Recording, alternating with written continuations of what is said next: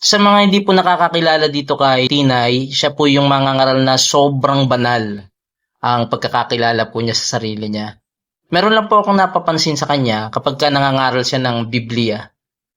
Ewan ko po kung napapansin niyo rin ito, no? Pag ganito po yung suot niya, masyado po siyang conscious sa pagbababa ng manggas ng damit niya. Bakit po kaya? Okay? So, manood lang kayo mga pares. Ito po ang hindi nakakakilala kay Elijah. Hindi kayo natuto sa tinatarol, huwag kayong magkante kasi ang Diyos ang tao. Okay? So, magpatuloy tayo. Ano sabi dito? Pakinggan.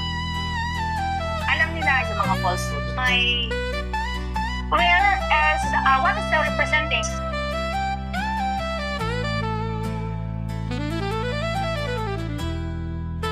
Kampi natin ng Panginoon, susunod tayo sa kanyang kalooban. Kalooban. So, isa po ba yan sa kalooban niya? Ang maging conscious ka sa pagpapakita ng balikat habang nangangaral ng Biblia?